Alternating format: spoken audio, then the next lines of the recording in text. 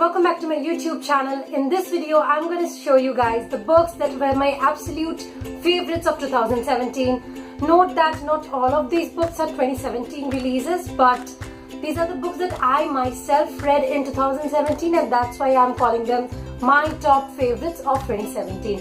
So without any further ado, let's get started with this video. The first one will be An Almond for a Parrot by Ray Delaney, who's actually Sally Gardner. And this book was so amazing. First of all, it has a lovely cover. Secondly, the story bears close resemblance to Moll Flanders in its context, which is a lovely story by Danielle Defoe. This story is about this girl who is an orphan, and then she became a whore, and she's awaiting her trial as a murderer. And I really loved the emotions in this book, which made this book such a favorite of mine in 2017. This was one of the very first reads of mine in 2017. So I really thought that this book is going to give me a good kickstart for the year's reads. Yoko Tawada's Memoirs of a Polar Bear. This is a memoir of 3 polar bears. First of all, I love the perspective, and secondly, I love the narration, which was absolutely fantastic, and that's why this will be my second favorite of 2017. The third favorite of mine will be Being Miss Nobody by Tamsin Winter. Note that this is an ARC, so the original cover is something like this. But I love this book. So this book is about a girl who has selective mutism. She cannot speak with everyone, but she's constantly bullied, and how she starts writing to overcome her sadness. It's something that really connected with me, and that's why I love this book so much. I'm not a very huge fan of thrillers, but Danielle Steele's book Dangerous Games was wow. This tale is about Alex Phillips and the cameraman Ben. Alex Phillips is a reporter, and she's so daring. She has a daughter, she's a single mother, and I absolutely love the character of Alex and the way Dangerous Games has been written. It's so thrilling that at a point I was like, whoa, what's gonna happen next? So if you like thrillers, I think you'll love Dangerous Games. After a lot of motivation and struggle, I finished reading Gaskell's North and South, and I absolutely loved it. Initially, I was finding it really hard to grasp, but once I was like 200 pages in, I started loving it. It's a story which is set in the industrial age in England. So if you haven't read anything about that time of England, I think you should definitely read it. As a literature student, I must know about it, but the time when I read it, I didn't know that I should be knowing about the books that were written during the Industrial Revolution. So when I went to class and realized that, okay, I've read a book which is set in that era, I was like, okay, I'm a step ahead now. Now, it's a really weird gift, but somebody gifted me this book on Valentine's Day. So this story is amazing. I love Gillian Flynn. Gone Girl is my favorite, but Dark Places was no less. It's about a girl named Libby who testified against her brother when she was just 7 years old, and her brother was 15.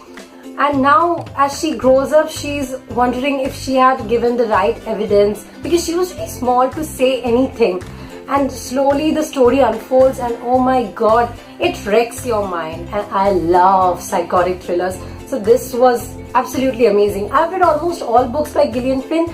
Only Sharp Objects is left, and the price never comes down, so I'm still waiting for the price of Sharp Objects to come down. When it's around 250, I'm gonna buy it. Don't have the copy right now, but I loved Anita Desai's Fire on the Mountain. It's about a great-grandmother whose great-granddaughter comes to live with her, and then initially she's not really happy that she has to take all the responsibility at such an old age. She wants to live alone, and when the great-granddaughter comes, the grandmother sees her own reflection in her, and that's such a beautiful way to tell a story. The end is really sad, but nevertheless, I loved the book by Anita Desai, and I can't wait to read more from her. There was also Jhumpa Lahiri's Namesake, which I also reviewed on my channel. I loved this book so much. I really liked Jhumpa Lahiri's writing style so much. I've read Interpreter of Maladies, and I was a total fan of it. And then I read this one. Jhumpa Lahiri's books have almost the same premise, that's Indians living in America. Now this story is about this guy called Gogol, who is named Gogol Ganguly at the time of his birth, and that's a really weird name in America, so he's always teased, and now he does not like his name. But then he slowly starts rediscovering why he was named Gogol, and once he does that, he regrets it a lot. I really like the way the book ended on a really happier note than the rest of the book. My ninth favorite book will be Inside Out and Back Again by Tanha Lai. This book is a National Book Award winner and it's an amazing book. It's based on the Vietnam War and this is a novel in verse.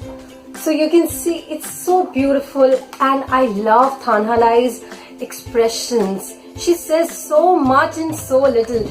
You can see that half of these pages are almost blank, but there's so much in between the spaces that I read and I loved.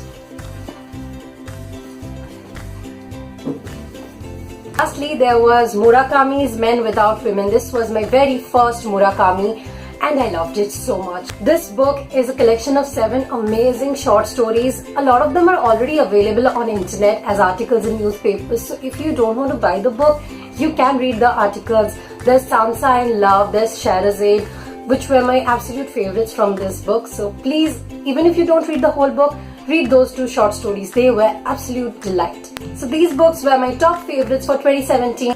Let me know about your favorite reads of 2017 in the comments below. I'll be back with another video next week. Till then, bye bye.